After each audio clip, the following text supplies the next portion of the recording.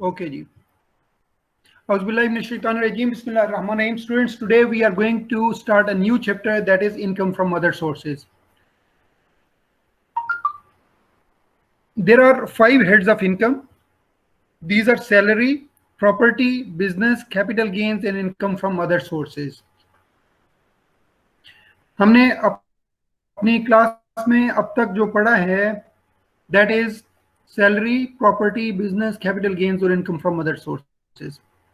Salary वो income है जो आप एक एम्प्लॉयमेंट कॉन्ट्रैक्ट है आपका, और उस एम्प्लॉयमेंट कॉन्ट्रैक्ट के थ्रू आप कोई अर्निंग करते हैं, that comes in the definition of salary. Property, आपके पास लैंड है और बिल्डिंग है, आपने लैंड या बिल्डिंग किराए के ऊपर दी है, तो लैंड या बिल्डिंग किराए के ऊपर देने से जो इनकम आई है, रेंटल इनकम जो है, लीज आउट करने से लैंड और बिल्डिंग को जो आपकी इनकम आई है, that comes in the definition of income from property. Then अगर आप कोई बिजनेस कर रहे हैं, ट्रेडिंग का, मैन्युफैक्चरिंग का या सर्विसेज का, तो वो किस डेफिनेशन में आएगा? इनकम फ्रॉम बिजनेस में आएगा. फिर आपने कुछ कैपिटल एसेट्स जिनकी हमने डेफिनेशन पढ़ी, कैपिटल एसेट्स आपने अगर डिस्पोज ऑफ किए, सेल आउट किए, तो उससे जो इनकम है वो कैपिटल गेन्स में आएगी. और देयर आर अबाउट 16 आइटम्स जिनसे अगर आपको इनकम आएगी वो इनकम फ्रॉम अदर सोर्सेज में आएगी. This is a miscellaneous head, कि अगर कोई हेड ऑफ इनकम, कोई भी इनकम आपकी किसी और हेड ऑफ इनकम में, सैलरी में, प्रॉपर्टी में, बिजनेस में, कैपिटल गेन्स में ना आ रही हो, तो वो किस में आएगी? इनकम फ्रॉम अदर सोर्सेज में आएगी. सो नाउ लेट्स लर्न कि इनकम फ्रॉम अदर सोर्सेज क्या है. इनकम फ्रॉम अदर सोर्सेज में, income from other sources is covered in section 39 of income tax ordinance. इसमें जो वेरी फर्स्ट हेड है that is dividend. कोई स्टूडेंट बता सकता है कि डिविडेंड क्या है? What is dividend?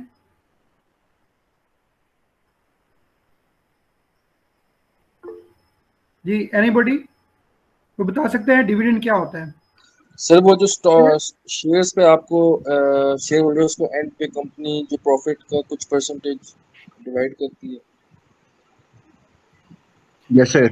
Very good, very good. क्या नाम है आपका? Sir Ahmed Razzaq. Ahmed Razzaq. Ahmed Razzaq, you got Okay. half absolute. कोई भी कंपनी है, उस कंपनी का कोई शेयर होल्डर है, उसको उस कंपनी की अर्निंग के ऊपर साल बाद, 6 महीने बाद, 3 महीने बाद, क्वार्टरली, सेमी एनुअली या एनुअल बेसिस के ऊपर कोई प्रॉफिट डिस्ट्रीब्यूट होता है, that distribution of profit is called dividend.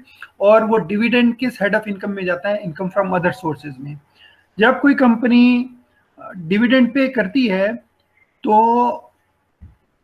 उसके ऊपर एट सोर्स टैक्स काट लेती है. आपको, आपकी कंपनी ने जिसमें आपने इन्वेस्टमेंट की हुई है, उस कंपनी ने आपको डिविडेंड पे किया, तो डिविडेंड पे करते वक्त एट सोर्स ही एज पर लॉ टैक्स कट जाता है. वो जो एट सोर्स टैक्स कटता है वो फाइनल डिस्चार्ज ऑफ लायबिलिटी है, वो आपका फाइनल टैक्स है, उसके अलावा आपने कोई और टैक्स नहीं देना होता. Second head of income is royalty.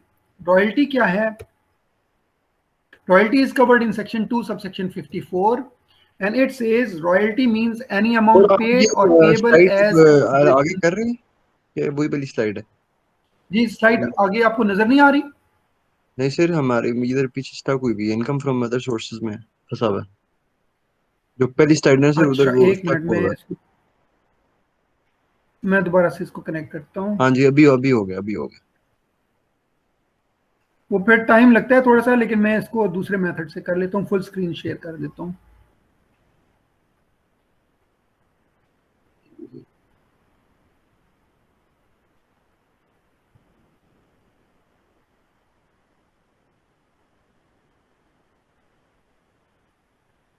सो हमने देखा कि पहला हेड ऑफ इनकम है, जो सब हेड है इनकम फ्रॉम अदर सोर्सेज का, that is dividend. This is generated from distribution of profit. Second head of income is royalty. अब रॉयल्टी क्या चीज है?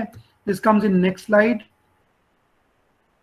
Royalty is covered in section 2 subsection 54 and it says, अभी आपको slide नजर आ रही है? Can you see the screen royalty की? Yes sir. Yes sir. Students, आपको ये रॉयल्टी वाली स्लाइड नजर आ रही है?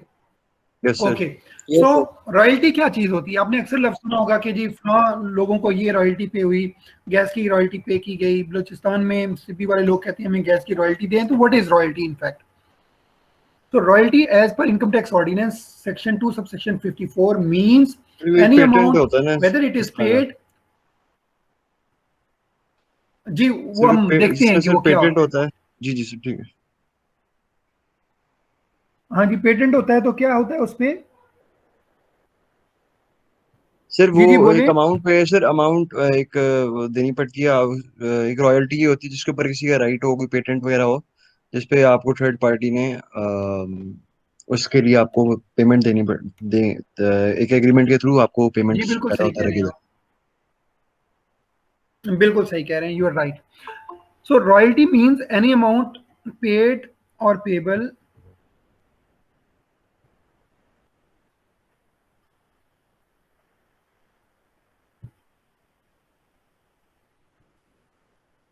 royalty is covered in section 2 subsection 54, and it says royalty means any amount paid or payable as consideration for the use of or right to use any patent, invention, design, model, secret formula, process, trademark or other like property or right.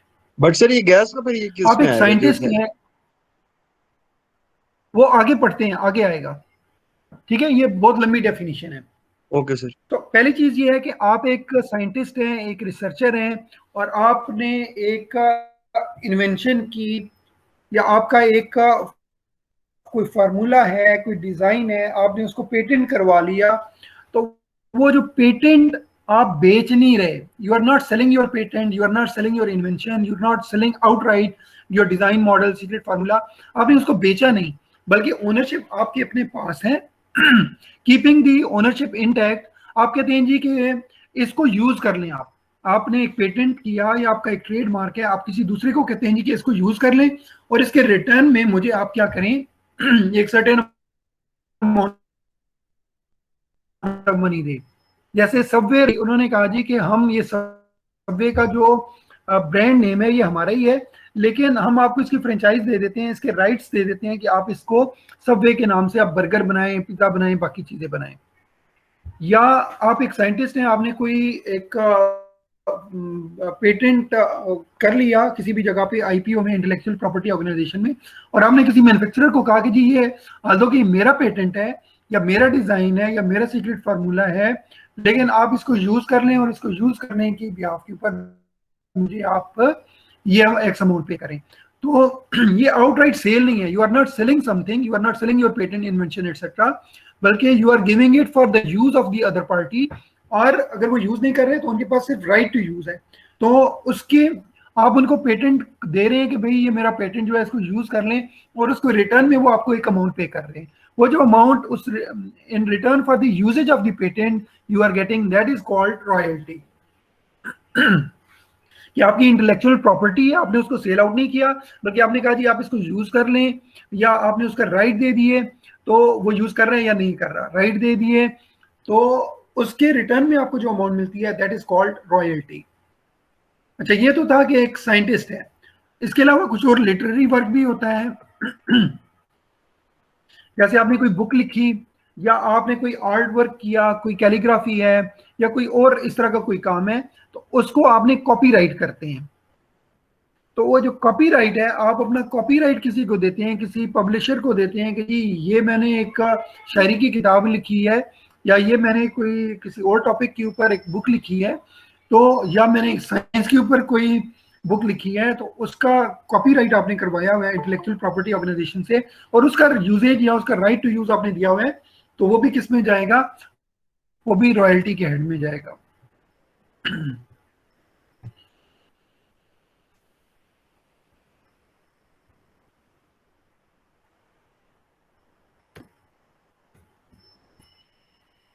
And artistic work के अलावा कुछ लोग drama बनाते हैं या radio के programmes बनाते हैं। तो अगर आपके पास वो चीजें हैं, इंक्लूडिंग फिल्म्स और video tapes for use in connection with television और tapes in connection with radio broadcasting, तो अगर इस तरह की चीजें हैं कि आपने कोई एपिसोड बनाई, और उसके राइट्स आपने किसी चैनल को दे दिए कि जी ये आप अपने चैनल पे चलाएं, तो उसके लिए भी जो चीज़ है वो रॉयल्टी है। जैसे आपने देखा होगा कि अर्तुगरुल ड्रामा पाकिस्तान में आया, तो अर्तुगरुल तो ओरिजिनली किसी और का था, टर्किश लोगों का था, तो उन्होंने पाकिस्तान में उसके राइट्स दिए, तो उन राइट्स की ब्याफ के ऊपर उन्हें जो अमाउंट मिल रही है वो क्या है, रॉयल्टी। ठीक है, but shall not include consideration for sale, distribution और एग्जीबिशन ऑफ सिनेमेटोग्राफिक फिल्म्स। तो ये जो मूवीज वगैरह हैं उनकी अगर आप सेल कर रहे हैं या डिस्ट्रीब्यूशन कर रहे हैं वो इस हेड में नहीं आती। नेक्स्ट कम्स, ये तो थे ना इलेक्ट्रॉनिक मीडिया।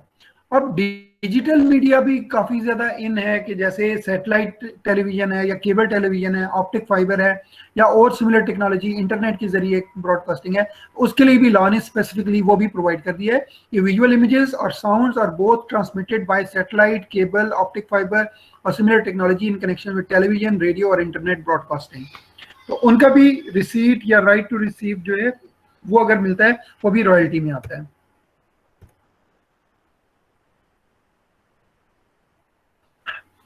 इन चीजों के अलावा if you are a technically sound person और आप अपना नॉलेज किसी को सप्लाई कर रहे हैं, आप एक रिसर्चर हैं, आप अपना नॉलेज, अपना अपना एक रिसर्च पेपर है वो या उसके अंदर जो लर्निंग है, जो आपकी स्किल है या एक्सपीरियंस है वो आप दे रहे हैं, तो the supply of any technical, industrial, commercial और साइंटिफिक नॉलेज, एक्सपीरियंस और स्किल, उसके ऊपर अगर आप कोई अमाउंट ले रहे हैं वो भी रॉयल्टी में आएगी। ऊपर वाला तो था कि technical, industrial, commercial, scientific knowledge, experience या स्किल, नीचे वही चीज है लेकिन नॉलेज, एक्सपीरियंस या स्किल की जगह इक्विपमेंट है कि अगर आपका कोई साइंटिफिक इक्विपमेंट है, जैसे फर्स्ट यूनिवर्सिटी के अंदर आपकी इंजीनियरिंग भी चल रही है तो आपका अपना लैब इक्विपमेंट है, वो लैब इक्विपमेंट पड़ा हुआ यूनिवर्सिटी के अंदर है, लेकिन आपने किसी और इदारे को कहा जी कि ये हमारे पास बड़ा हाईटेक इक्विपमेंट है तो इसको आप यूज कर सकते हैं, या उसके राइट्स आप उनको देते हैं कि जी आप यूज कर लिया करें, तो उसके ऊपर भी जो आपको अमाउंट मिलती है वो रॉयल्टी है।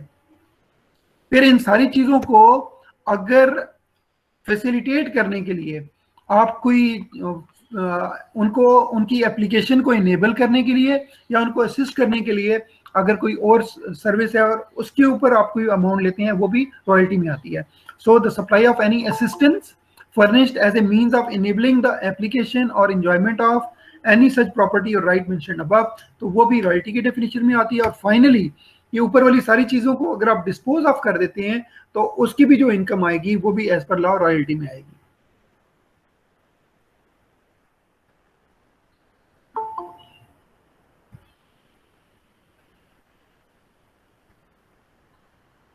सो ये सारी चीजें आ गई रॉयल्टी में। सो टिल नाउ हमने दो हेड्स पढ़े। Number 1, dividend, dividend is the distribution of profit to the share holders. Second हमने रॉयल्टी पढ़ी, तो डिविडेंड भी जो है वो इनकम फ्रॉम अदर सोर्सेज में आता है और रॉयल्टी भी जो है वो इनकम फ्रॉम अदर सोर्सेज में आती है। थर्ड चीज, आपके पास पैसा है, you have some money and you have parked it with the bank. आप एक बिजनेस इंडिविजुअल हैं, आपने अपने बिजनेस का पैसा बैंकों में रखा हुआ है, तो आपका मेन जो कोर बिजनेस है वो क्या है, ट्रेड या मैन्युफैक्चरिंग, तो उससे जो इनकम आएगी वो तो आएगी आपकी बिजनेस इनकम। लेकिन आपने पैसा बैंकों के पास रखा हुआ है और बैंकों ने उस पैसे के ऊपर आपको प्रॉफिट दे रहा है, मार्कअप दे रहा है, सूद दे रहा है, तो वो जो आपको प्रॉफिट मिल रहा है वो प्रॉफिट किस हेड में जाएगा, प्रॉफिट ऑन डेट। डेट उसको कहते हैं लोन को। तो आपकी उस डेट या लोन के ऊपर जो पैसा आपने बैंक में रखा हुआ है उसके ऊपर आपको प्रॉफिट मिल रहा है, तो वो भी किस हेड में जाएगा, वो भी इनकम फ्रॉम अदर सोर्सेज में आएगा। ये प्रॉफिट ऑन डेट, इसके ऊपर भी बैंक एट सोर्स टैक्स काट लेते हैं, और ये जो आपका टैक्स एट सोर्स कट जाता है ये फाइनल टैक्स होता है। लेकिन कंपनीज के केस में ये फाइनल टैक्स नहीं होता, ये एडजस्टेबल टैक्स होता है। हम नेक्स्ट किसी क्लास में फाइनल, एडजस्टेबल और मिनिमम की जो कॉम्प्लिकेशंस हैं, जो इनकी रिपरकशंस हैं कि इनके अंदर क्या क्या डिफरेंसेस है और कैसे होती है, नेक्स्ट किसी क्लास में ये पढ़ लेंगे। So dividend comes in the definition of income from other sources, royalty comes in the definition of income from other sources, and profit on debt is also covered in income from other sources. Next, refund. आपने FPR को अपनी income के ऊपर tax देना था, let suppose 5 lakh रुपए, और by mistake आपका टैक्स चला गया 5.5 लाख रुपए। तो एक्स्ट्रा कितनी अमाउंट गई, आपने टैक्स पे करना था 5 लाख और एक्स्ट्रा अमाउंट चली गई 5.5 लाख, तो एक्स्ट्रा कितनी अमाउंट गई जी?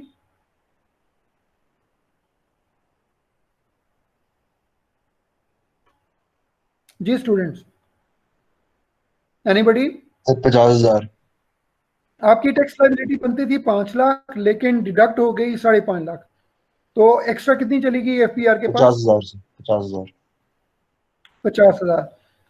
या एक दूसरी एग्जांपल लें कि आपने ड्यूरिंग द ईयर जितनी भी अर्निंग की उसके ऊपर आपका टैक्स बनता है 7 लाख रुपया, लेकिन आपके टेलीफोन के ऊपर टैक्स कट गया, विदहोल्डिंग टैक्स, आपकी इलेक्ट्रिसिटी के ऊपर कट गया, आपके बैंक अकाउंट से डिडक्ट हो गया, ये सारे बहुत सारे हेड्स में डिडक्ट हो के, या आपने गाड़ी रजिस्टर कराई उसके ऊपर विदहोल्डिंग टैक्स कट गया, तो आपने कैलकुलेट किया कि मेरा साल के आखिर में जो टैक्स बनता था वो 7 लाख बनता था, लेकिन मुख्तलिफ सोर्सेज में कट गया 10 लाख रुपया, तो आपका कितना एक्स्ट्रा टैक्स चला गया? 3 लाख से 3 लाख। ये जो 3 लाख रुपया है इसका आप एफपीआर से रिफंड क्लेम करेंगे कि जी ये मेरे पैसे एक्स्ट्रा चले गए, तो ये पैसे आप मुझे रिफंड कर दें। तो अगर तो एफबीआर वो टाइमली आपको पैसा दे देता है तो वेल एंड गुड, अगर टाइमली नहीं देता तो as per law FBR has to make some additional payment on delayed refund.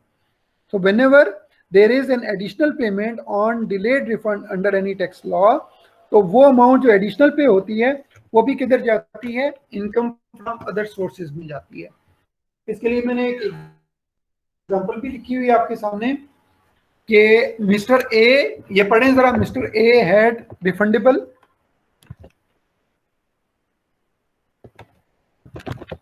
Screen में आपको नजर आ रहा है मिस्टर ए? जी स्टूडेंट्स। सर मैं पढ़ देती हूँ। जी Mr. A refundable sales tax determined amount of rupees 2 million, but FPR made payment after 1 year. So it also paid rupees 205k in addition to rupees 2 million on account of delayed refund. This additional amount of rupees 205k would be treated as income from other sources. तो नीचे वाला भी पढ़ना है? Great. Okay. Rental receipt from letting a नहीं बस यही पढ़ना है आपका एफपीआर, नहीं बस आगे नहीं पढ़ना। Mister A had refundable sales tax determined amount of rupees 2 million. Sales tax का आपका रिफंड बनता था 2 मिलियन, एफबीआर को आपने अप्लाई किया जी कि मेरे आपके पास सेल्स टैक्स की मद में एक्स्ट्रा 2 मिलियन चले गए हैं, तो ये आप मुझे वापस करें।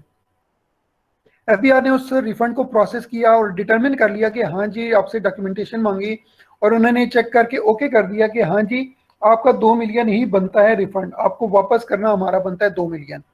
अब जब उन्होंने डिटरमिन कर लिया वो फौरन पे कर देते तो अच्छी बात थी, उन्होंने फौरन नहीं पे किया, but FBR made payment after 1 year, 1 साल के डिले के बाद उन्होंने आपको पेमेंट की। तो डिले के मुताबिक लॉ कहता है कि जी जब डिले होगा रिफंड तो उसके ऊपर एडिशनल अमाउंट एफपीआर को पे करनी पड़ेगी। तो ये जो हम एग्जांपल दे रहे हैं इसमें हमने कहा कि जी so it also paid rupees 205,000 in addition to rupees 2 million on account of delayed refund. FBR ने ना सिर्फ आपका जो 2 मिलियन एक्स्ट्रा किया हुआ था वो रिफंड किया, बल्कि उन्होंने इस रिफंड को 2 मिलियन के रिफंड को डिले से करने की वजह से आपको एक्स्ट्रा कंपनसेशन दी कि जी जो 1 साल आपको इंतजार करना पड़ा इसके ऊपर आप ये 2,05,000 और ले लें। तो ये 2 मिलियन तो आपका अपना बनता था वो तो ठीक है, लेकिन ये जो आपको एडिशनल 2,05,000 मिल रहा है, this additional amount of rupees 205K would be treated as income from other sources. तो जो आपका अपना रिफंड बनता था वो तो अपनी बात बनती है ही, लेकिन जो आपको एडिशनल अमाउंट मिली है, ये जो एडिशनल अमाउंट है this would come in income from other sources. तो ये additional payment on delayed refund under any tax law, चाहे इनकम टैक्स लॉ के तहत हो, चाहे सेल्स टैक्स लॉ के तहत हो, चाहे कस्टम ड्यूटी के तहत हो, किसी भी टैक्स लॉ के तहत हो, तो वो आपको डिले की वजह से, डिले करके पेमेंट करने की वजह से एफबीआर जो एडिशनल पेमेंट पे करेगा तो वो किस में जाएगी? वो इनकम फ्रॉम अदर सोर्सेज में जाएगी।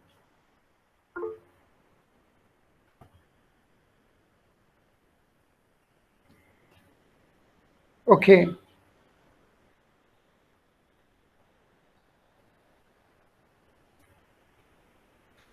Next is ground rent.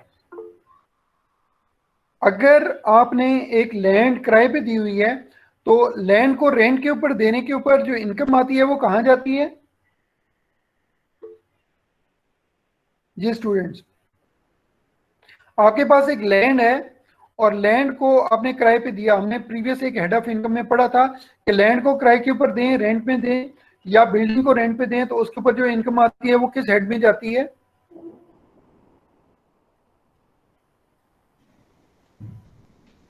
Sir इसी इनकम फ्रॉम अदर सोर्सेज में। इनकम फ्रॉम अदर सोर्सेज में, वेरी गुड। तो ये इनकम फ्रॉम अदर सोर्सेज में जाती है। नहीं भाई, सर एक सवाल इनकम सर फ्रॉम मेरा अदर ये था, सोर्सेज में नहीं, मैं भी आगे किसी सर और जाने सवाल से पहले पे एक सवाल सर मेरा ये था। था कि वो जो आप कह रहे थे जो रिफंड मिलता है, वो सर किस वो एरर सिर्फ एक ही वजह हो सकती है कि आपको रिफंड मिले टैक्स का, कि एक एरर आपसे हो जाए फाइल करते हुए, टैक्स फाइल करते हुए एरर हो जाए, ये नहीं, एरर रीजन हो जरूरी सकता है? नहीं है, और क्या जरूरी नहीं रीजन है हो सकता एरर है हो, सर? जरूरी नहीं है एरर हो। हाँ जी, एरर ही एक रीजन नहीं हो सकता। बाज़ औक़ात ये होता है, जैसे मैंने आपको एग्जांपल दी ना कि एफबीआर बहुत सारे हेड्स के तहत आपसे टैक्स काट रहा होता है। जैसे जो कमर्शियल कनेक्शंस हैं उनके ऊपर, बिजली के ऊपर भी वो टैक्स काट रहा होता है। जब आप किसी को सप्लाई करते हैं तो वो एट सोर्स वो भी डिडक्शन हो रही होती है 4.5%। तो इस तरीके से बहुत सारे हेड्स ऑफ इनकम में FBR already at source require करता है कि जो पेयर है वो टैक्स काट ले। तो आपका टैक्स डेली बेसिस के ऊपर कट रहा होता है डिफरेंट हेड्स के तहत। तो आप अपनी जो टैक्स लाइबिलिटी है वो साल के आखिर में डिटरमिन करते हैं। तो आपका तो टैक्स साल के दौरान मुख्तलिफ टाइम पीरियड्स में कट रहा होता है। साल के आखिर में आप कैलकुलेशन करते हैं कि मेरा टैक्स बनता कितना है। आप अपना प्रॉफिट एंड लॉस अकाउंट बनाते हैं, आप अपने अदर सोर्सेज ऑफ इनकम की इनकम एड अप करते हैं, सारी चीज़ें गैदर करते हैं और आप देखते हैं मेरी टैक्स लाइबिलिटी ये बनती है। तो जितनी टैक्स लाइबिलिटी बनती है अगर उससे कम पे किया हुआ हो तो डिफरेंस आप चेक के जरिए पे कर देते हैं। लेकिन अगर आपकी अमाउंट एक्स्ट्रा डिडक्ट हो गई है थ्रू आउट द ईयर लेकिन आपकी टैक्स लाइबिलिटी कम बनती है तो वो जो डिफरेंस है वो एफबीआर को आपको रिफंड करना होता है। तो जरूरी नहीं है कि एरर हो, एक रूटीन मैटर में भी एज पर लॉ भी एक्स्ट्रा अमाउंट डिडक्ट हो जाती जो हो जाती होती है। ओके सर, ठीक है। ठीक है, अब हम आते हैं ग्राउंड रेंट के ऊपर। देखें, आपकी एक बिल्डिंग है और एक आपकी लैंड है। आपने लैंड या बिल्डिंग को किराए के ऊपर दिया तो उसका रेंट किस में आएगा? इनकम फ्रॉम प्रॉपर्टी में आएगा। वो हमने पूरा एक हेड पढ़ा था कि लैंड या बिल्डिंग अगर आप किराए के ऊपर देते हैं तो उसका जो रेंटल है, उसका जो किराया है वो किस में जाएगा? इनकम फ्रॉम प्रॉपर्टी में। लेकिन बहुत सारे इलाकों में लैंड जो है वो आपके अपने नाम पे नहीं होती। जैसे इस्लामाबाद में सीडीए के अंडर लैंड है। इस्लामाबाद की जितनी भी लैंड है वो लोगों की अपनी ओनरशिप में नहीं है, वो लीज लैंड है। वो 99 साल की, 33 साल की, 66 साल की लीज के ऊपर है। तो सीडीए क्या करता है? सीडीए उस लैंड के ऊपर आपसे ग्राउंड रेंट लेता है। आप सीडीए की लैंड के ऊपर अपने घर बना रहे होते हैं, तो घर जो कंस्ट्रक्ट कर रहे होते हैं उसकी वजह से जो सीडीए है वो आपसे ग्राउंड रेंट लेता है। तो इस तरह का कोई भी सिनारियो हो कि जहां आप अपना जो लैंड है, वो बिल्डिंग है, वो किराए के ऊपर दे रहे हैं, उसकी इनकम तो आ जाएगी इनकम फ्रॉम प्रॉपर्टी में। लेकिन उस लैंड के ऊपर अगर आप, जो किराएदार है, खुद अपनी बिल्डिंग बना लेता है तो उसकी जो लैंड है वो तो उसका कोई और यूजेज तो नहीं हो सकता। तो वो उसकी ऑक्यूपेंसी की वजह से जो रेंटल होती है उसको ग्राउंड रेंट कहते हैं। और वो वाली जो रेंटल है जो ऑक्यूपेंसी की वजह से चार्ज होती है बिल्डिंग कंस्ट्रक्ट करने की वजह से, उसको कहते हैं ground rent. So rental received from letting a piece of land which has no discrete use and tenant constructs on the land। तो वो जो लैंड के ऊपर कंस्ट्रक्शन की बिहाफ के ऊपर आपको जो पेमेंट पे होती है वो क्या होती है? Ground rent. तो वैसे लैंड और बिल्डिंग किराए के ऊपर देने के ऊपर जो इनकम है वो इनकम फ्रॉम प्रॉपर्टी में आएगी। लेकिन उस बिल्डिंग के ऊपर, उस लैंड के ऊपर कोई बिल्डिंग कंस्ट्रक्ट आप कर लेता है कोई किराएदार, तो वो क्या किस में हेड ऑफ इनकम में जाएगी? ग्राउंड रेंट में जाएगी। अब हम आते हैं आगे। मिस्टर, एक एग्जांपल हम इस पे कर लेते हैं अगली चीज आपको समझ में आने के लिए।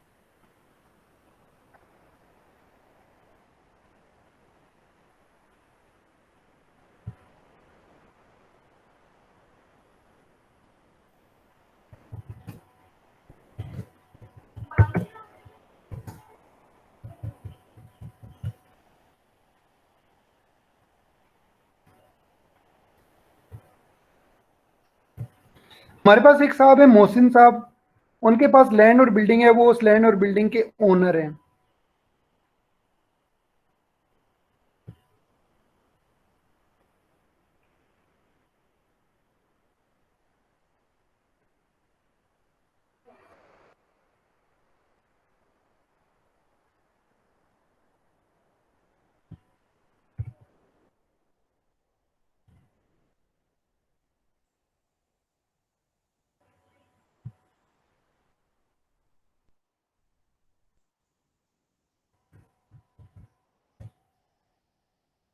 मोहसिन साहब ने अपनी लैंड और बिल्डिंग रेंट के ऊपर दी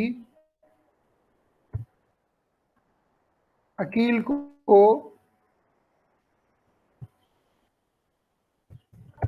जो कि टेनेंट है। मोहसिन कौन है? लैंडलॉर्ड या owner of land and building, और अकील क्या है? टेनेंट है, किराएदार है। तो टेनेंट भी बोलते हैं, इसको लेसी भी बोलते हैं। ठीक है, इसने किराए के ऊपर ये ले ली। अब अकील ने अपने पास नहीं रखी, अकील ने आगे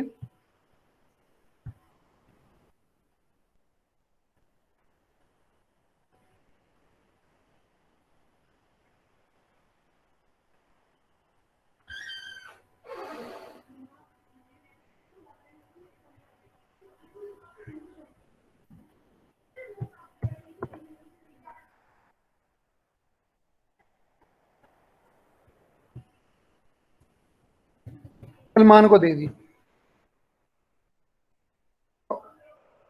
बिल्डिंग किसकी है? लैंड एंड बिल्डिंग मोहसिन की है। मोहसिन ने अगले किराएदार को दी, अपने किराएदार को, अकील को। अकील ने अपने पास रखने के लिए आगे सलमान को दे दी।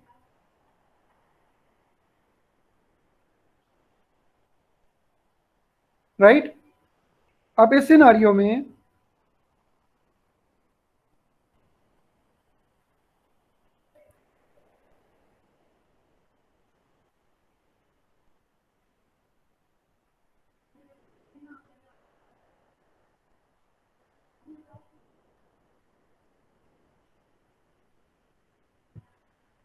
मोहसिन ने अपनी बिल्डिंग इनको दी और इनको उसके रिटर्न के ऊपर क्या मिल रहा है?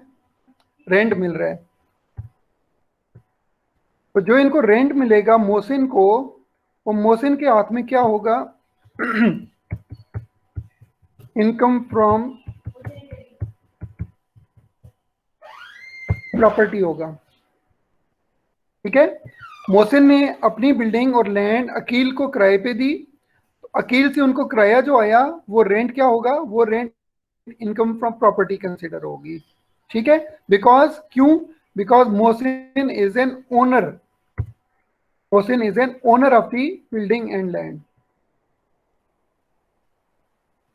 ठीक है, अच्छा, अब अकील तो मोहसिन को पे करेगा, तो वो मोहसिन के हाथों में क्या होगी? Income from property.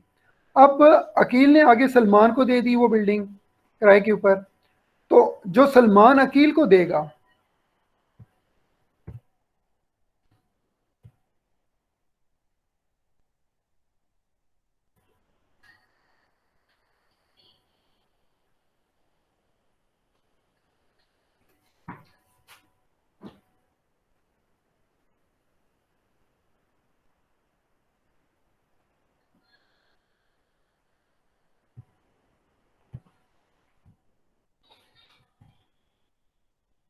ये अमाउंट जो सलमान अकील को देंगे, तो अकील के हाथों में ये जो चीज होगी, ये इनकम फ्रॉम अदर सोर्सेज होगी।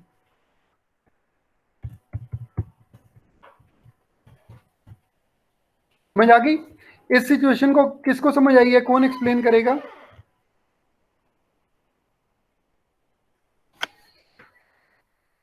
जी बेटा, किसको समझ आई है इस सिनारियो ये, जिसमें ये है amount received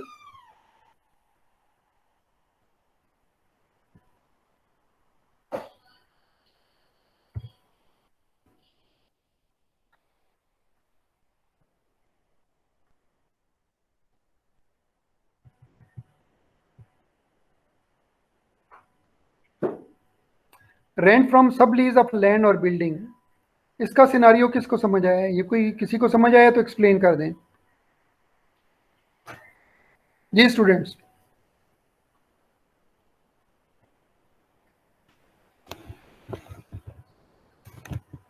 hello, are you there?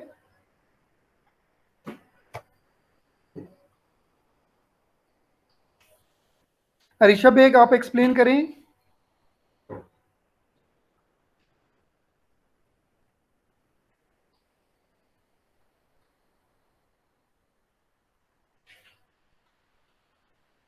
Students, can you listen to me? Yes, sir.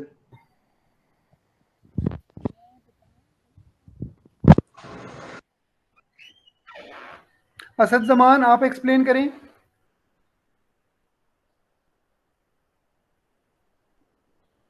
Asad, are you there?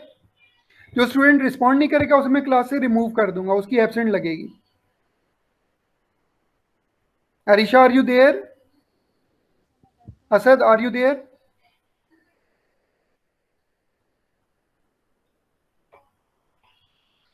I am removing both of you.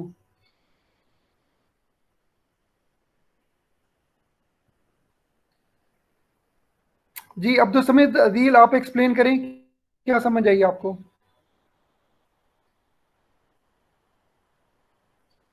Adeel, are you there? Sir समझ का मैसेज आया उस पे चैट में मीटिंग। भाई मैं कुछ नहीं कर सकता, जो मेरी क्लास में पार्टिसिपेट नहीं करेगा, ही और she is not sir entitled to उसका रिमेन इन द क्लास। अच्छा खैर, वो कह रहे सर माइक नहीं चल रहा मेरा उसका मीटिंग का। भाई माइक नहीं चल रहा तो ये उसका इशू है, मेरा इशू नहीं है। माइक चलना चाहिए।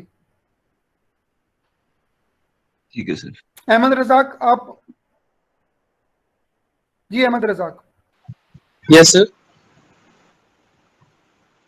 जी बेटा, ये एक्सप्लेन करें, क्या समझे आप इस एग्जांपल से? सर एग्जांपल सही समझ नहीं आई थी तो मैं इसलिए नहीं बोला। समझ नहीं आई है क्या? हमने इसमें पढ़ा क्या है, लिखा क्या है? समझ नहीं आई कोई बात नहीं, सिनारियो क्या है वो तो समझ आया होगा, क्या सिनारियो है। सर मोशन जो आप है म्यूट वो करके कहीं ओनर। और चले जाते हैं। नहीं सर, इधर ही था। आप मोशन म्यूट जो है करके वो कहीं और तो चले जाते हैं।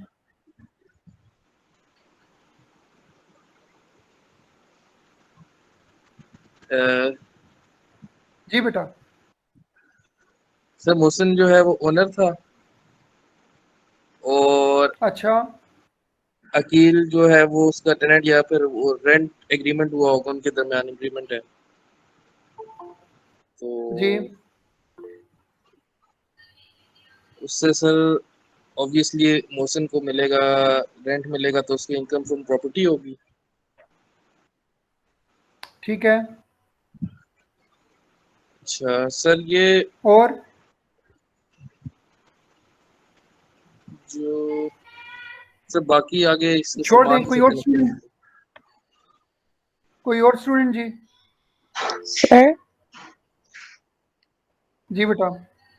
सर मुझे मैं सही बताऊं से सर? समझ नहीं आई है, मगर क्या नाम है, सर अगर मोहसिन का जो बिजनेस है वो है ही इनकम वो प्रॉपर्टी का है, तो जो उन्होंने अपनी प्रॉपर्टी लीज आउट की हुई है, जो रेंट पे दी हुई है अकील को, तो उससे जो उनको इनकम हो रही है वो उनकी इनकम में शुमार होगी। बट अगर उन्होंने से अपनी जो है उनका बिजनेस कुछ और है और उन्होंने अपनी बिल्डिंग आगे लीज आउट की हुई है रेंट पे, तो जो उनको उससे इनकम आ रही है वो उनकी इनकम फ्रॉम अदर सोर्सेज हो जाएगी। बट एज आपने यहाँ पे इनकम फ्रॉम प्रॉपर्टी लिखा हुआ है, तो I am going to assume के जो मोहसिन है उनका है ही बिजनेस जो है वो प्रॉपर्टी पे है। नहीं बेटा, नहीं, आप सही समझ नहीं रहे, मैं दोबारा एक्सप्लेन करता हूँ। देखें, लेफ्ट जी साइड के सर। ऊपर आपको मोहसिन नजर आ रहा है? मोहसिन नजर आ रहा है लिखा हुआ? Yes sir. जी सर, ये ओनर है मिस्टर लैंड का। मोहसिन, इसने सर मिस्टर मोहसिन ओनर है लैंड का। मिस्टर मोहसिन के पास बाकायदा रजिस्ट्री है, उसके नाम है वो building. He is the landlord, he the owner of land and building. ठीक है। इन्होंने अपना मकान, अपनी बिल्डिंग, अपनी लैंड किसको दी? रेंट अकील कर को दिया किराए अकील को। पे। तो अकील क्या हुआ? अकील टेनेंट हो गया, लेसी हो गया। तो बेसिकली ये डील किन दो लोगों के दरमियान है? मोहसिन और अकील के नाम। मोहसिन की बिल्डिंग है और लैंड है, और अकील ने किराए पे वो ली है। तो मोहसिन ने उसको बिल्डिंग दी, अकील ने उस बिल्डिंग के रिटर्न पे उसको क्या दिया, उसको किराया दिया। तो वो रेंट जो दे दिया। किराया है जो लैंडलॉर्ड को मिलता है वो किस में जाता है, इनकम फ्रॉम प्रॉपर्टी में जाता है। हाँ लैंड जी। और बिल्डिंग को जब आप किराए पे देते हैं वो किस में जाता है, इनकम फ्रॉम प्रॉपर्टी। अच्छा, अकील किराएदार था, अगर अकील खुद यूज करता तो ओके था, लेकिन अकील ने आगे क्या किया कि अकील बीइंग किराएदार उसने आगे एक थर्ड पार्टी एक और को वही वाली बिल्डिंग आगे किराए पे दे दी। तो अकील ने सलमान को वही वाली बिल्डिंग किराए पे दे दी, तो सलमान जो है ये सब लस्सी हो गया, ये अकील जो है ये लस्सी है, हाँ जी। तो ठीक सलमान है। क्या और है, ये ये सर जो है ना सब वो लस्सी। इनकम फ्रॉम अदर सोर्सेज में आएगा, और वो मोहसिन साहब का जो है वो इनकम फ्रॉम प्रॉपर्टी में आएगा।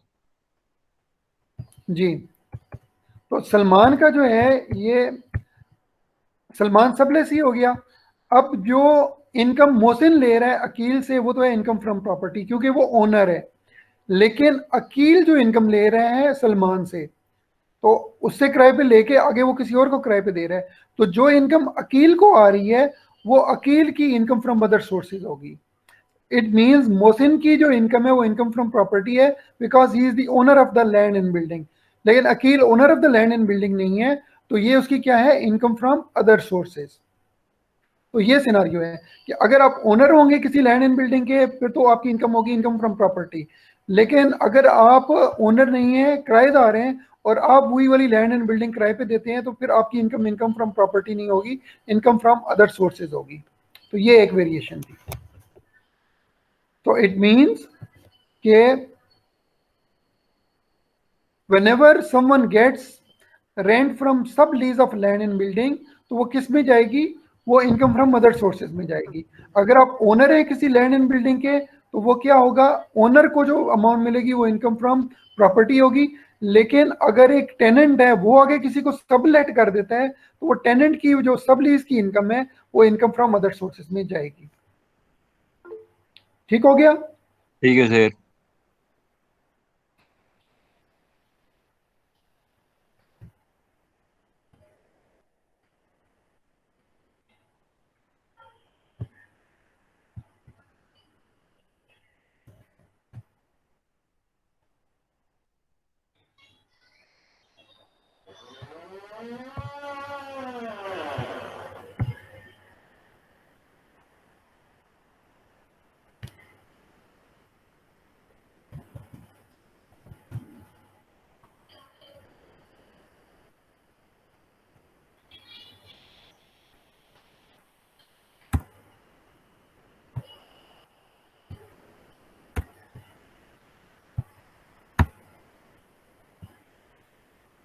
अच्छा, अब दूसरा सिनारियो है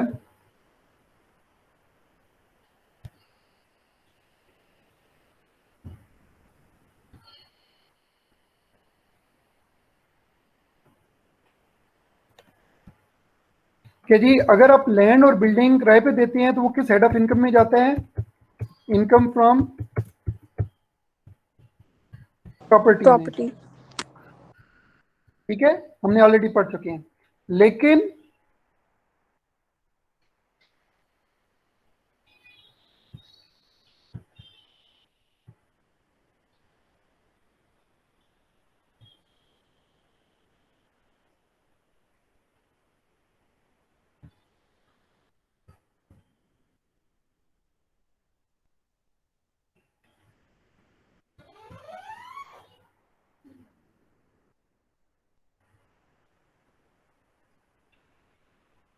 अगर आप लैंड और बिल्डिंग दोनों किराए पे देते हैं तो वो जाती है, या उनमें से कोई एक भी देते हैं, वो इनकम फ्रॉम प्रॉपर्टी में जाती है।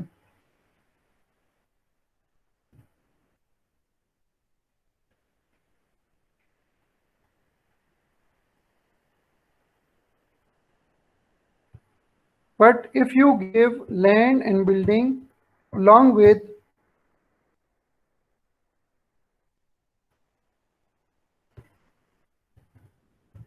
plant and machinery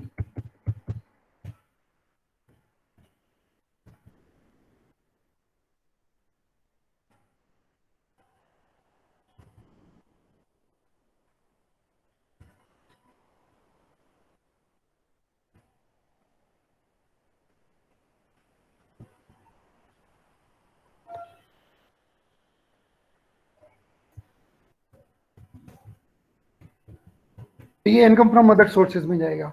मतलब अगर आप लैंड और बिल्डिंग किराए के ऊपर दे रहे हैं, चाहे लैंड दे रहे हैं चाहे बिल्डिंग दे रहे हैं, या लैंड और बिल्डिंग दोनों दे रहे हैं किराए पे, तो ये किस में जाएगा? इनकम फ्रॉम प्रॉपर्टी में जाएगा।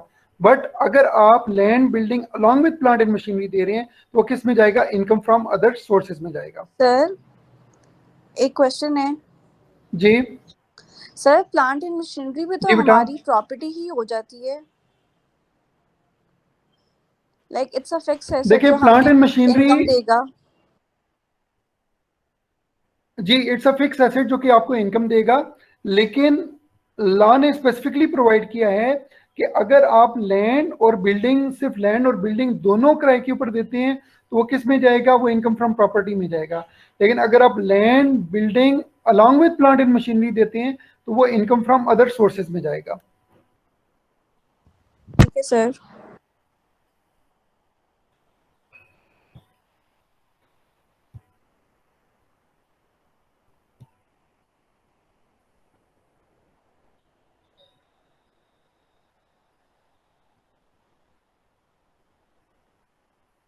ठीक है, तो ये चीज याद रखें। 1 मिनट होल्ड कीजिएगा।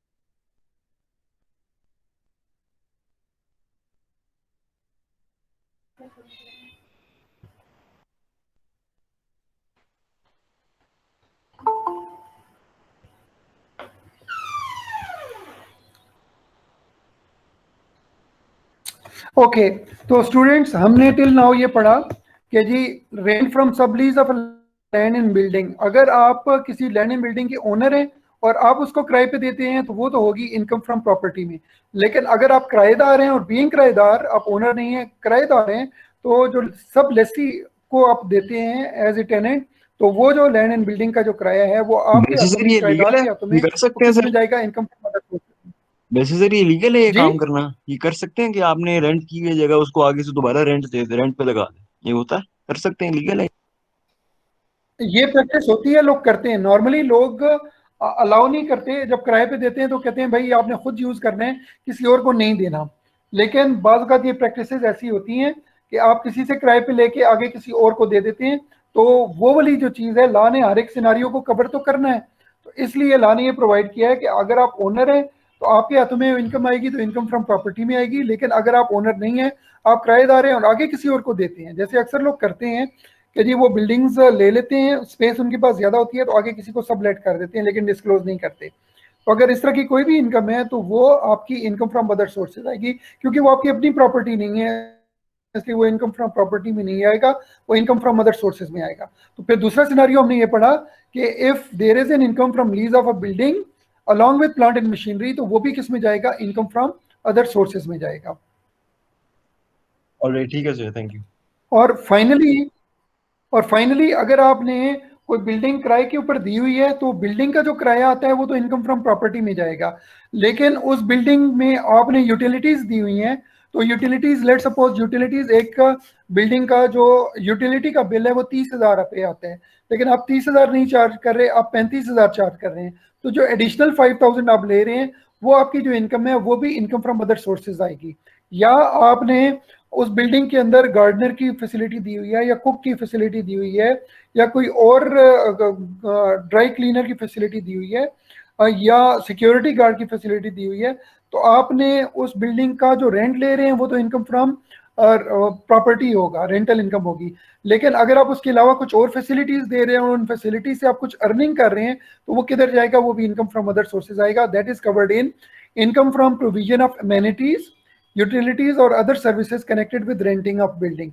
तो ये वाली जो इनकम्स हैं ये किधर जाएंगी, इनकम फ्रॉम अदर सोर्सेज में जाएंगी। तो टिल नाउ हमने ये 8 हेड्स ऑफ इनकम पढ़े। नंबर 1 डिविडेंड, कि आप किसी कंपनी के शेयर होल्डर हैं और आपको उसका डिविडेंड मिला, प्रॉफिट की डिस्ट्रीब्यूशन मिली, that comes in the definition of dividend. Then हमने रॉयल्टी की काफी कम्प्रिहेंसिव डेफिनेशन पढ़ी, अगर आपको रॉयल्टी मिलती है तो वो रॉयल्टी भी किस में जाएगी, इनकम फ्रॉम अदर सोर्सेज में।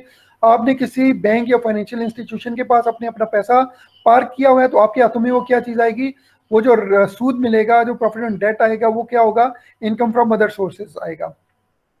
लेकिन अगर आपका बिजनेस ही पैसा लोगों को उस पर देना है, सूद के ऊपर देना है, जैसे बैंक्स हैं, तो बैंक्स का कारोबार ही वो है, तो बैंक के केस में वो इनकम फ्रॉम अदर सोर्सेज नहीं होगा, बैंक के केस में वो इनकम फ्रॉम बिजनेस ही होगा।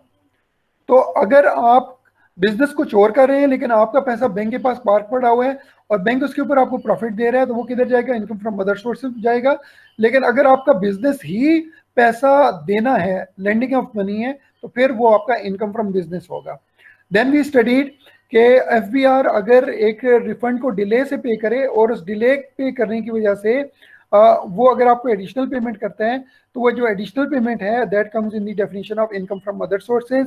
देन वी स्टडीड कि जी बहुत सारी जगहों के ऊपर आप प्रॉपर्टी के ऊपर कंस्ट्रक्शन करने का ग्राउंड रेंट लेते हैं, तो वो जो ग्राउंड रेंट है that comes in the definition of income from other sources. Then we studied कि अगर आप किसी बिल्डिंग को किराए पे लेते हैं और आगे किसी और को किराए पे दे देते हैं तो जो किराएदार है उसकी जो इनकम आएगी उस बिल्डिंग को किराए पे देने की वजह से that comes in the definition of income from other sources. Then we studied कि आपके पास अगर लैंड, बिल्डिंग है, आपकी फैक्ट्री है और फैक्ट्री में प्लांट एंड मशीनरी भी है, तो अगर वो फैक्ट्री सिर्फ और सिर्फ फैक्ट्री की लैंड और बिल्डिंग आप किराए पे देते हैं वो तो इनकम फ्रॉम प्रॉपर्टी आएगा। लेकिन अगर उसके अंदर प्लांट एंड मशीनरी भी शामिल है तो वो पूरी की पूरी पैकेज डील, वो सारी की सारी इनकम फ्रॉम अदर सोर्सेज में आएगी। कि उस सूरत में जब प्लांट एंड मशीनरी भी किराए पे दी जा रही है तो लैंड का किराया भी इनकम फ्रॉम अदर सोर्सेज में आएगा, बिल्डिंग का भी इनकम फ्रॉम अदर सोर्सेज में आएगा और प्लांट एंड मशीनरी का भी इनकम फ्रॉम अदर सोर्सेज में आएगा। अच्छा, इसमें एक इम्पॉर्टेंट चीज ये है कि जब इस तरह का सिनारियो हो कि land, building, plant and machinery तीनों इकट्ठे हों तो आपको पता होगा कि बिल्डिंग के ऊपर भी डेप्रिसिएशन लगती है और प्लांट एंड मशीनरी के ऊपर भी डेप्रिसिएशन लगती है। तो जब वो डेप्रिसिएशन लगती है तो वो डेप्रिसिएशन या initial allowance as a deduction आपको अलाउ होता है। लेट सपोज आपको किराया मिल रहा है 5 लाख रुपए और आपकी डेप्रिसिएशन है 1 लाख रुपए, तो 5 लाख रुपए में से 1 लाख रुपए की डेप्रिसिएशन निकल जाएगी तो 4 लाख रुपया आपकी net income from other sources आ जाएगी। तो ये जितनी भी इनकम्स हैं, इन इनकम्स को अर्न करने के लिए, ये जितने भी इनकम्स हैं इन इनकम्स को अर्न करने के लिए आपका कोई एक्सपेंडिचर आता है तो वो एक्सपेंडिचर इन इनकम्स में से माइनस हो जाएगा। तो इट सेज कि any expenditure paid for earning income from other sources that would be deducted, आपको उसकी डिडक्शन मिलेगी।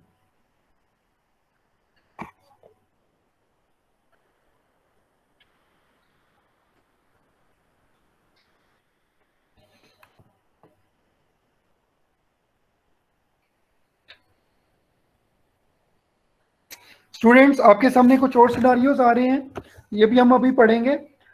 ये वेरी इंपॉर्टेंट और बहुत इंटरेस्टिंग सिनारियो है। Income deemed under section 111, unexplained assets और income added in the year of detection. अक्सर आप न्यूज चैनल्स के ऊपर देखते रहे होंगे कि जी फलां पॉलिटिशियन ने करप्शन कर ली और उसकी इतनी प्रॉपर्टी डिस्क्लोज हुई, उसकी इतनी इनकम फलां जगह से आई, वो उसको एक्सप्लेन नहीं कर सका। तो ऐसे जो भी गोरख धंधे हैं, अगर किसी बंदे से फॉर्चुनेटली कोई ऐसा चीज डिस्क्लोज हो जाती है और एफबीआर उसको वाकई डिटरमिन भी कर लेता है और डिटरमिन हो जाता है कि ये जो एसेट है ये उसने किसी ऐसी इनकम से बनाया है जिस इनकम के ऊपर उसने टैक्स नहीं दिया, तो उसको कहते हैं अनएक्सप्लेन्ड एसेट या इनकम। उसको एफबीआर नोटिस इशू करता है और बताता है जी आप सोर्स बताओ ये आपने कहाँ से लिया, और अगर आपकी ये इनकम थी तो क्या आपने उसके ऊपर टैक्स दिया या नहीं दिया। तो अगर इफ ही और शी कैन नॉट एक्सप्लेन तो उसको उस एसेट को इनकम कंसीडर किया जाएगा और उसके ऊपर इनकम टैक्स लगाया जाएगा। तो वो जो एसेट है अनडिस्क्लोज्ड एसेट्स, अनएक्सप्लेन्ड एसेट या इनकम, वो किस हेड में जाएगा? इनकम फ्रॉम अदर सोर्सेज में जाएगा। नेक्स्ट कम्स एन्युटी या पेंशन। हमने जब सैलरी पढ़ी थी तो हमने कहा था एन्युटी और पेंशन जो है वो किस में जाती है? इनकम फ्रॉम सैलरी में जाती है। तो अगर इफ एन्युटी या pension is received from employer, this comes in the definition of income from salary. अगर लेट सपोज आप बेस्टवे सीमेंट के एम्प्लॉई हैं और बेस्टवे सीमेंट आपको पेंशन देता है रिटायरमेंट पे, तो अगर आपका एम्प्लॉयर आपको पेंशन देता है तो वो तो आपकी इनकम फ्रॉम सैलरी कंसिडर होगी। लेकिन अगर you receive pension from any other body, किसी गवर्नमेंट के इदारे से मिलती है, आपको ईओबीआई से मिलती है, किसी और इदारे की पेंशन आपको मिलती है, तो वो क्या होगी? वो आपके एम्प्लॉयर से नहीं मिल रही, अदर देन एम्प्लॉयर अगर आपको एन्युटी या पेंशन मिल रही है तो वो किधर आएगी? इनकम फ्रॉम अदर सोर्सेज में आएगी। इसमें एक और सिनारियो है वॉलंटरी एन्युटी या पेंशन। बहुत सारे प्राइवेट सेक्टर के जो एम्प्लॉइज हैं उनकी पेंशन नहीं होती, तो वो क्या करते हैं? गवर्नमेंट ने वॉलंटरी पेंशन सिस्टम रूल्स 2005 के अंदर निकाले थे, जिसके अंदर बहुत सारे financial institutions pension plans offer करते हैं।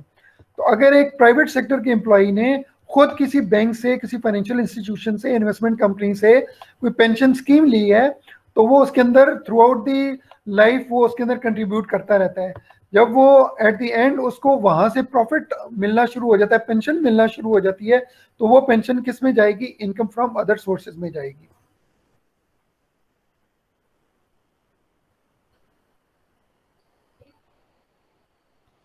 सो हमने स्टडी कर लिया अनएक्सप्लेन्ड एसेट्स और इनकम, एन्युटी और पेंशन।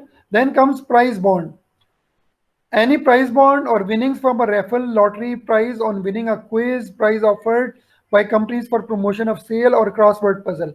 तो इस तरह की कोई भी अर्निंग है, किसी प्राइज, किसी ने प्राइज बॉन्ड खरीदा और उसके ऊपर उसका इनाम निकल आया, या किसी ने रेफल टिकट खरीदा उसमें इनकम आ गई, कोई लॉटरी ली, या कोई क्विज कंपटीशन में किसी ने पार्टिसिपेट किया वहां उसकी इनकम आ गई, या किसी कंपनी की प्रमोशनल कोई स्कीम थी वहां से उसको कोई पेमेंट मिली, या कोई पजल किसी ने सॉल्व की तो वहां से कोई इनकम आई, तो सारी इनकम्स वो आती हैं इनकम फ्रॉम अदर सोर्सेज में। देन इधर एक स्टूडेंट ने पूछा था कि जी गैस वगैरह की जो रॉयल्टी आती है वो किधर आती है? वो इधर फॉल करती है नेचुरल रिसोर्सेज के अंदर। ये कंसिडरेशन फॉर प्रोविजन, यूज और exploitation of property including from grant of right to explore for और एक्सप्लॉइट नेचुरल रिसोर्सेज। अगर आपके पास कोई जमीन है और वहां से सोना निकल आया, या वहां से ऑयल एंड गैस निकल आया, या वहां से मार्बल या ग्रेनाइट निकलती है, या वहां से कोई मेटल्स निकल रहे हैं, या वहां से कोई कीमती धातें, कीमती पत्थर निकल रहे हैं, तो उसकी जो इनकम आपको आती है वहां से for the grant of right to explore it और एक्सप्लॉइट द नेचुरल रिसोर्सेज। आपने वो जगह दे दी कि जी ठीक है यहाँ से एक्सकेवेशन करके यहाँ से कोयला निकालें या बाकी चीजें निकालें, तो आपको जो इनकम मिलती है वो किस में जाएगी? इनकम फ्रॉम अदर सोर्सेज में जाएगी। और इसी की छोटी सी वेरिएशन और है, benefit for exploitation of property. तो the fair market value of any benefit whether convertible to money or not received in connection with the provision, use और एक्सप्लॉइटेशन ऑफ प्रॉपर्टी, वो भी इनकम फ्रॉम अदर सोर्सेज में आता है। आगे एक बहुत बड़ा इंटरेस्टिंग सिनारियो है, वो ये है कि amount received for vacating the property. अब इसके ऊपर एक एग्जांपल करते हैं तो आपको amount received for vacating the property की समझ आ जाएगी।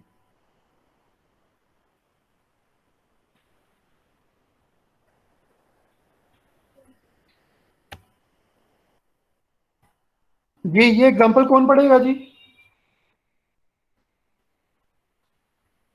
मैं पढ़ जी स्टूडेंट्स, जी बेटा। Mr. Muzammil has a shop in Salkot in tax year 2021. He received rupees 3 sir so क्या पढ़ेंगे? 3 मिलियन पढ़ेंगे इसको?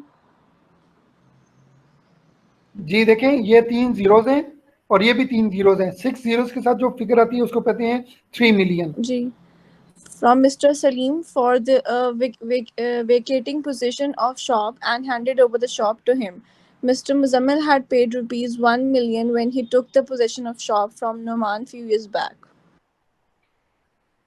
ओके, एक शॉप है वो किसी XYZ पार्टी की है, तो मुजम्मिल ने वो किराए पे ले ली, 2021 में उसके पास मौजूद है, 2021 में मौजूद है और उसने 3-4 साल पहले ये शॉप ली थी।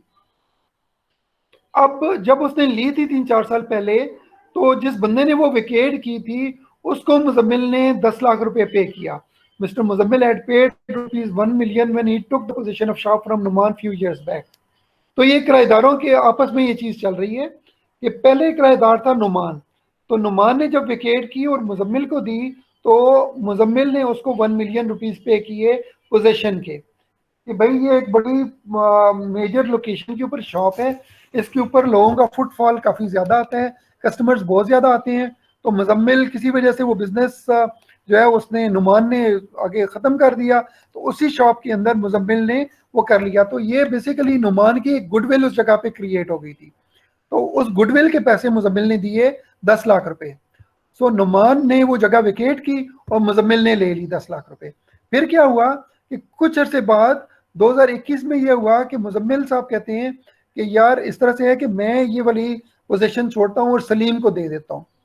तो उसने नुमान को 1 मिलियन पे किया था और मुजम्मिल ने वो शॉप एक और बंदे को हैंड ओवर कर दी कि जी आप ले लें, और उससे उसने 30 लाख रुपए ले लिए। तो अब बेसिकली मुजम्मिल ने पे किए 10 लाख रुपए और उसने उसको जो इनकम आई उसने सलीम से जो लिए वो 30 लाख रुपए लिए। तो बेसिकली मुजम्मिल को इस ट्रांजैक्शन के अंदर क्या बेनिफिट हुआ जी, कोई बता सकता है? मुजम्मिल ने पे क्या किया और उसको मिला क्या? सर उसको मुजम्मिल को 3 लाख मिला था और मुजम्मिल ने 1 लाख पे किया है, तो 2 लाख पे किया और 10 लाख रुपया, 10 लाख पे किया और 30 लाख उसको मिला। जी 3 मिलियन उसने रिसीव्ड 10 रिसीव किया जी सर 7 वो बना फिर इसका 7 मिलियन का वो आ गया। नहीं जी नहीं, क्या हो गया, ये 1 मिलियन है, ये 10 लाख है और 10 ये लाख 30 सर लाख उसने है। दिए थे ना कुछ साल पहले, जब नुमान से उसने ली थी ना सर दुकान, जो पोजीशन ली थी, तो 10 लाख उसने दिए थे। और अभी जो है उसने ठीक है, मिस्टर सलीम ने से 30 लाख रुपए लिए हैं। जब उसने आगे सलीम साहब को आगे जब अपनी दुकान की पोजीशन दी है तो 30 लाख रुपए लिए हैं, जबकि नुमान साहब से को उसने 30 10 लाख लाख दिए थे। रुपए उसको मिले हैं, आप हाँ सही जी समझ मिले नहीं हैं, रहे। मिले हैं, देखिए सलीम साहब से मिले हैं मुजम्मिल उसे, ने जब क्योंकि शॉप ली तो सलीम उसने, साहब को उसने दिए ना आगे दुकान, तो उसको सलीम साहब से मिले हैं 30 लाख रुपए। हाँ सलीम साहब से मिले हैं 30 लाख रुपए और नुमान को दिए हैं 10 लाख रुपए, तो नेट में कुछ उसको साल पहले कितना 20 पैसा लाख का मिला? प्रॉफिट हो 20 लाख रुपए 20 मिल गए हजार थे का प्रॉफिट है ना सर, 20 मिलियन का। उसको 20 20 लाख मिलियन का का प्रॉफिट नहीं, हुआ। 2 मिलियन का। 20 लाख का मतलब है 20 लाख 2 मिलियन ही होता है ना मेरे भाई। सर अंत क्या हो गया फातिमा आपको? 10 लाख रुपया Fatima 20 million sir, Fatima 20 million कह रही थी। नहीं चले जो भी कह रहे थे, 1 मिलियन या 10 लाख रुपए उसने पे किए और उसने जब विकेट किए तो 30 लाख रुपया उसने रिसीव किया। ठीक है, तो 30 लाख रिसीव किया, 10 लाख पे किया था, तो नेट उसको कितनी बचत हुई? नेट उसको मिले 20 लाख रुपए, 2 मिलियन।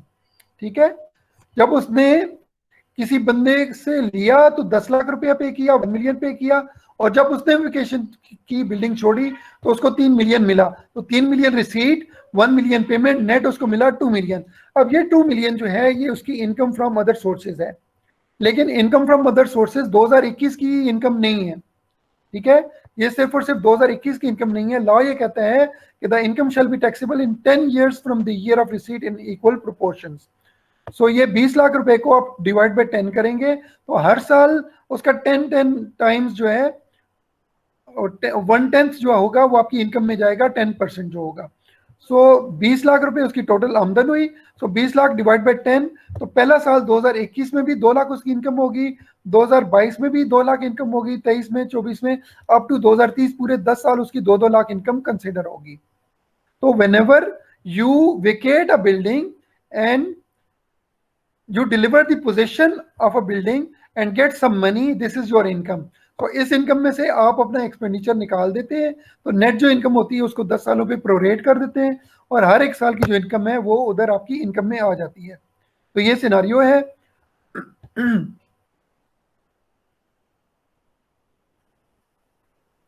तो ये हमने देखा कि amount received for vacating the property, this comes in the definition of income from other sources and it says any amount received by a person as consideration for vacating the possession of a building or any part thereof as reduced by any amount paid by the person।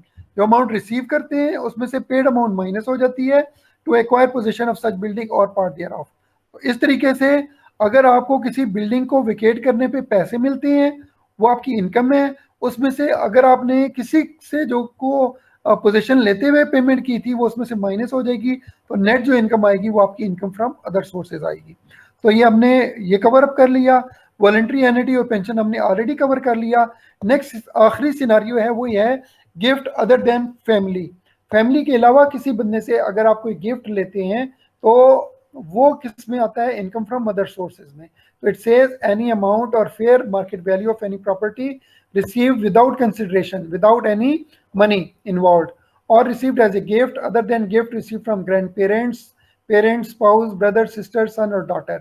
अगर आप अपने family members के अलावा किसी third party से कोई gift लेते हैं तो वो गिफ्ट भी किधर जाएगा, इनकम फ्रॉम अदर सोर्सेज में जाएगा। लेकिन अगर वो रकम का गिफ्ट जो है अगर आप बैंकिंग चैनल के जरिए लेते हैं और जो पे करने वाला एनटीएन होल्डर है तो फिर आपकी उस इनकम के ऊपर, उस गिफ्ट के ऊपर कोई भी टैक्स नहीं लगेगा।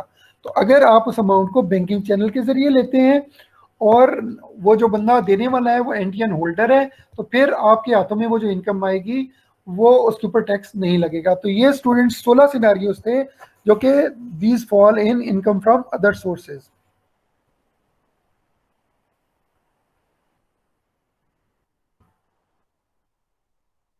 अब हम एक दो छोटी छोटी एग्जांपल करते हैं और फिर कंक्लूड करते हैं। इस एग्जांपल को कौन पढ़ेगा? सर मैं पढ़ मैं लेता पढ़ूं? जी कोई एक स्टूडेंट पढ़ ले। मैं पढ़ लेता हूँ। On August 2019, Mr. Aslam received 3,45,000 as rent for leasing out factory, land, building and machinery. Solution जो है ना वो ये है कि आपने बताना है कि चार्ज कौन सी अमाउंट, कितनी अमाउंट चार्ज होगी under the suitable head of income. अच्छा Income ये from other बताएं कि sources. आपने रेंट के ऊपर क्या क्या चीज दी? सर हमने फैक्ट्री दी, लैंड दी, बिल्डिंग दी और मशीनरी दी और टोटल जो रेंट हम रिसीव कर रहे हैं वो 3,45,000 है। तो इसको किस हेड में डालेंगे, किस हेड में क्लब करेंगे? आपके सामने लिखा हुआ है Sir, income from other sir sources. But क्योंकि सर पहले इसमें पढ़ा ये है था ना, आपने। इसमें सर ये है वो बात तो ठीक है, बट सर इसमें ये है कि अगर ये हम लोग इनकम फ्रॉम अदर सोर्सेज में तभी डाल सकते हैं। अभी जो पहले हम बात कर रहे थे वो जो एग्जांपल थी जिसमें वो थे अनुमान कह रहा हूँ, जो पहले आप खुद जो स्लाइड पे ड्रॉ कर रहे थे पावर पॉइंट पे, तो उसमें तो सर हमने ये सीखा था कि जी अगर हमारी ओनरशिप में है तो फिर हम उसको डालेंगे इनकम फ्रॉम प्रॉपर्टी में, और अगर ओनरशिप में नहीं है तो फिर हम लोग डालेंगे इनकम फ्रॉम अदर सोर्सेज में। ऐसा ही है? आप दो चीजों को कंफ्यूज कर रहे हैं। मैं वापस उन दो स्लाइड्स पे जाता हूँ। अच्छा अच्छा अच्छा ठीक है सर, मुझे एक मिनट, हाँ जी सर जरा दिखाएं वो। देखो ना अंश, उन्होंने बोला मिस्टर असलम जो है उन्होंने रिसीव किया है, उन्हीं की हुई ना, तो रिसीव किया है। देखें ये देखें, हाँ जी ये स्लाइड देखें, इधर एसेट्स कौन से हैं? सर एसेट इधर लैंड और बिल्डिंग है ना, और मोहसिन इधर साहब एसेट्स इसके कौन से ओनर हैं? हैं। लैंड और बस बिल्डिंग है। बस यहाँ पे सिर्फ लैंड एंड बिल्डिंग है, इधर मशीनरी नहीं अच्छा है। वहां पे इधर एसेट मशीनरी, इस मशीनरी सिनारियो भी में है, मशीनरी नहीं है। ठीक है मशीनरी भी है उसमें। यस, अगर सिर्फ और सिर्फ तो लैंड जब और से ये बिल्डिंग सारे है क्लब हो तो जाएंगे ओनर को जो इनकम जी सर, मिलेगी वो इनकम, यस जी, अगर सिर्फ और सिर्फ लैंड एंड बिल्डिंग है तो उसको अगर आप किराए पे देते हैं तो उसकी जो इनकम आती है वो ओनर को अगर इनकम आती है वो इनकम फ्रॉम प्रॉपर्टी आती है। तो ठीक है मोहसिन सर, ने ये समझ किराए गया। पे अकील को दी, अकील ने उसको किराया दिया, तो मोहसिन जो ओनर है उसको जो किराया मिलेगा वो इनकम फ्रॉम प्रॉपर्टी में आएगा।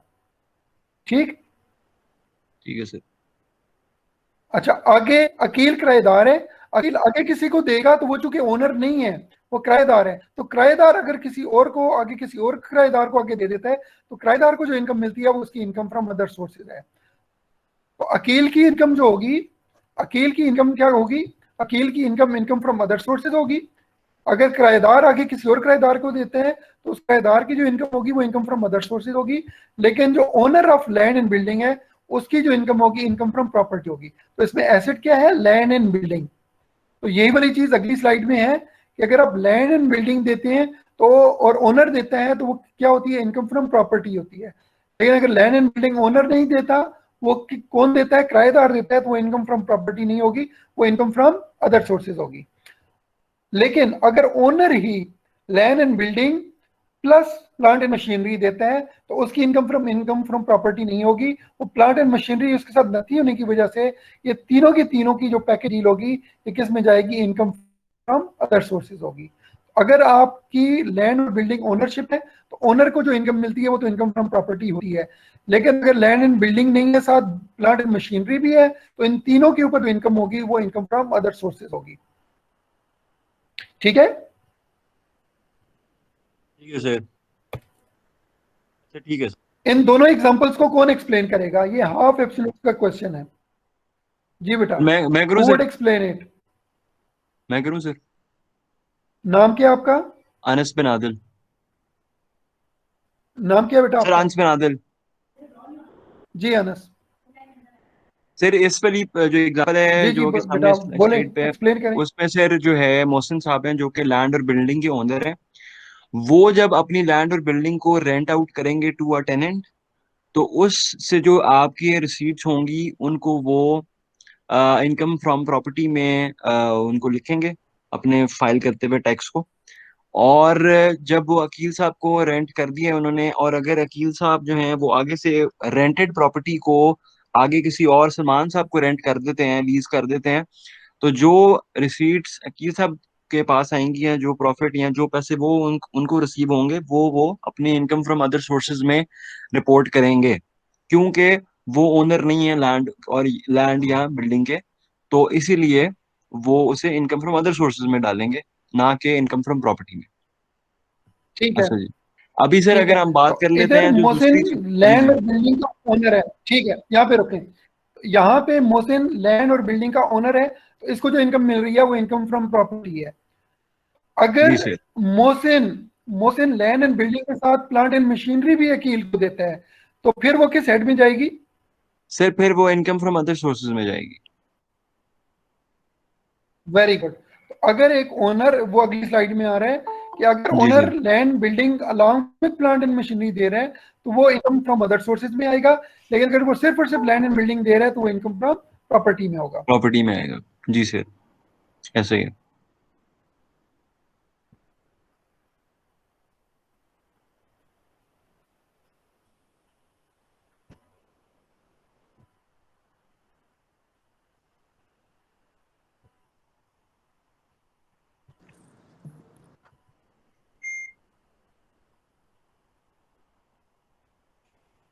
सर ओके, इब्राहिम कह रहा है कि हम पिंडी छोटी सी एक में एग्जांपल और करते हैं।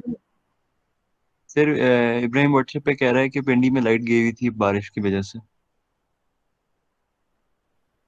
सर अगली क्लास में कर लेंगे। ओके ये बेटा, ये बस एक छोटी सी एग्जांपल रह गई है। ये देखें, ये कौन पढ़ेगा? मैं पढ़ता हूँ सर। अच्छा जी। अच्छा, ये अनस बिन आदिल ने एक्सप्लेन कर दिया, ही हैज गॉट 0.5 एब्सोल्यूट। जी, अब कौन पढ़ रहा है? मैं पढ़ रहा हूँ सर। मैं अंश। अच्छा जी। आपने बेटा ले लिया, आप किसी और स्टूडेंट को कर दें। जी, अच्छा अच्छा एनी अदर स्टूडेंट? सर मैं पढ़ देता हूँ। सर बिलाल भाई। जी बेटे। So example 3, Mr. Ahmed is ji a ji non-professional writer. During the tax year 2021, he received a lump sum amount of rupees 600,000 on account of royalty of his book. He claims that he spent 30 months in completing the book. compute his tax liability for tax year 2021 assuming that he has no other source of income. अब solution. जी ठीक है। तो ये अहमद एक writer है, writer ने एक book लिखी और उस बुक की उसको रॉयल्टी मिली 6 लाख रुपए। तो इसने ये ऑलमोस्ट मोर देन 2 इयर्स में ये बुक कंप्लीट की, 30 मंथ्स में, मोर देन 2 इयर्स। तो इसको हम मंथली प्रोरेटा नहीं करेंगे, सेक्शन 89 कहता है कि उसको 1/3 ईच करेंगे। तो उस सूरत में क्या होगा कि ये इसने 30 महीनों में बनाया, तो 12 महीने का 1 साल, फिर 12 महीने का दूसरा साल 24 महीने हो गए, और फिर अगले 6 माह। तो इनको 2 साल और 6 माह को आप 3 साल कंसिडर करेंगे और 1/3 इन ईच ईयर लेके जाएंगे। तो इसने 3 साल में एक बुक लिखी, तो इसका मतलब है 6 लाख रुपए उसको मिले। तो इसके हर साल की इनकम आपने कंसिडर कर ली 2-2 लाख रुपए। तो 2021 में उसको मिले, तो 2021 की इनकम 2 लाख है, उससे 1 साल पहले 2020 की भी 2 लाख कंसिडर होगी, 2019 की भी 2 लाख कंसिडर होगी। तो हर एक साल की इसकी इनकम 2-2 लाख होगी। अब ये बताएं कि क्या इस 2 लाख रुपए के ऊपर उसको कोई टैक्स लगेगा या नहीं लगेगा? सर इन 2 लाख के ऊपर सर जी सर 2 लाख के ऊपर लगेगा ना टैक्स सर? अच्छा 2 लाख रुपया उसकी इनकम तो है, लेकिन अब आप देखिए आपने टैक्स लगाना है, तो टैक्स का स्लैब रेट क्या सर नहीं लगेगा ना? आपकी कितनी इनकम हो मिनिमम तो आपका टैक्स लगता है। नहीं लगेगा सर क्यों नहीं लगेगा? क्योंकि कम है ना 200,000 जो है हमारी। Very good. तो ये कितनी इनकम हो तो टैक्स लगना चाहिए? लॉ क्या कहते हैं? हमने पढ़ा था ऑलरेडी। मिनिमम थ्रेशोल्ड कितना है? कितनी सर मेरे ख्याल से मुझे लगता है 3 या 5 ऊपर टैक्स लगना शुरू हो जाता है। 300,000 500। Any other student?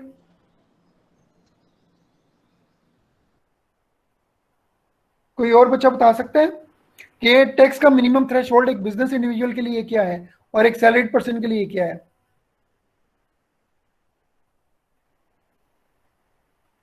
कितनी अमाउंट की सैलरी हो तो टैक्स लगता है और कितनी बिजनेस इनकम हो तो टैक्स लगता है?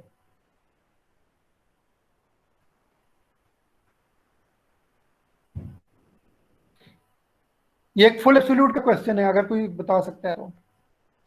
फिर क्वेश्चन रिपीट कर। सर 2.5 लाख का अगर हो वो सैलरीड इंडिविजुअल के लिए सर?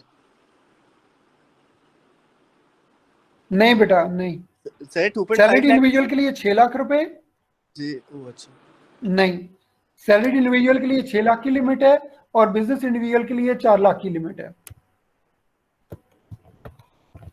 ओके वो जो 2.5% और वो जो पढ़ रहे थे वो कैपिटल गेन वाले रूल्स हैं जी।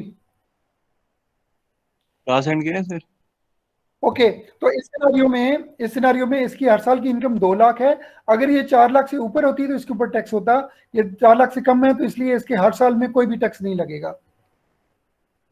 अच्छा अब हमने इस मिसाल को थोड़ा सा वेरी किया है, हमने इसकी थोड़ी सी और इनकम डाल दी है अगली एग्जांपल में। अगली एग्जांपल में सेम सिनेरियो है, लेकिन वो कहता है compute his tax liability for tax year 2021 assuming that he has rented out certain machinery from which he has regular annual taxable income of ₹500,000। तो इसने एक बुक भी लिखी और इसके पास एक मशीनरी भी है जिसको उसने आगे किराए के ऊपर दिया हुआ है, जिससे उसको इनकम 5 लाख आती है। तो 5 लाख की इनकम उसको हर साल आ रही है किससे? मशीनरी से। और 2 लाख रुपए की इनकम उसको आ रही है रॉयल्टी की। तो टोटल उसकी इनकम आ गई 7 लाख रुपए। इस 7 लाख रुपए के ऊपर आप टैक्स कैलकुलेट करेंगे। So students, we conclude over here.